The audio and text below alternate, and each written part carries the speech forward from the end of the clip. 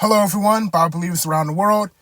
Now this video was completely unplanned, but sometimes the Most High Yah will just blow your mind, showing you something in the scriptures that you didn't even know was there.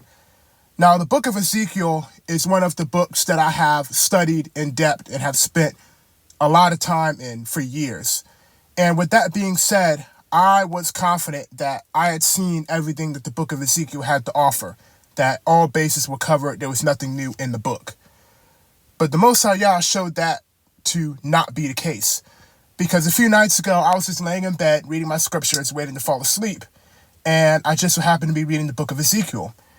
And that's when I came across Ezekiel chapter 30 for the first time, specifically the part about the Egyptians and how the Most High Yah said that he would scatter the Egyptians into other countries, just like he said he would scatter Israel to the four corners of the earth. Now, this is very significant and very important because the descendants of Japheth, the so-called white man, and us Israelites have been debating for decades about what the ancient Egyptians looked like. You know, the Japhetic peoples are saying that they were Caucasian, they were white, and that they looked like them. And they make all these Netflix shows of them having blue eyes and this long blonde hair blowing in the wind, the whole 9 yards. And us Israelites have been pulling out ancient depictions like what we have on the bottom here, of black ancient depictions of the ancient Egyptians, and we've been talking about the fact that the ancient Egyptians come from the line of Ham, and Hamites are dark-colored, melanated people. They're not Caucasian, pale, white people. They're not. Now, what we're going to learn is that the Egyptians who were there during the time of the Exodus and Moses are not the same Egyptians that we have there now today. So on the top, you can see this is what Egyptians look like today. And on the bottom, here are ancient depictions. So the debate is that the people on the top of the page are the same people that are on the bottom of the page. But what we're going to learn in the prophecy of Ezekiel chapter 30 is that the original peoples on the bottom were removed during the time of Nebuchadnezzar. They were driven out. So these people are not the same. Let's get started.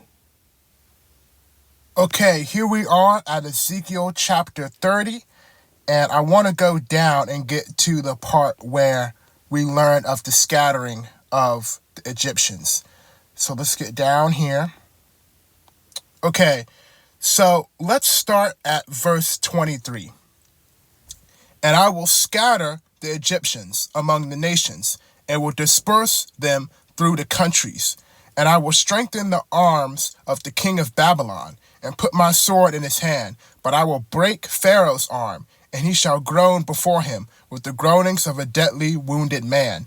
But I will strengthen the arms of the king of Babylon, and the arms of Pharaoh shall fall down, and they shall know that I am the Lord, when I shall put my sword into the hand of the king of Babylon, and he shall stretch out it upon the land of Egypt. And I will scatter the Egyptians among the nations, and I will disperse them among the countries, and they shall know that I'm the Lord. So this is key. So right here in Ezekiel chapter 30, the Most High Yah said that he would scatter the Egyptians into other nations, just like he did with the Israelites. And this is during the time of Babylon coming after Egypt. This is during the time of Nebuchadnezzar. So we know this has already been fulfilled. This already happened. So with that being said, this shows us that the people who are in Egypt today, those Caucasian-looking people, can't be the same Egyptians who were there during the time of Moses, because the Most High Yah scattered those people into other countries. And I've actually seen some very interesting stuff that people have put together online, where it's pictures of Africans in different parts of Africa who resemble the black ancient depictions of the Egyptians perfectly. So you have people in all these different countries like, Nigeria and Kenya and all of these different African countries who resemble the ancient depictions of the Egyptians perfectly, but the people who are in Egypt today do not match that.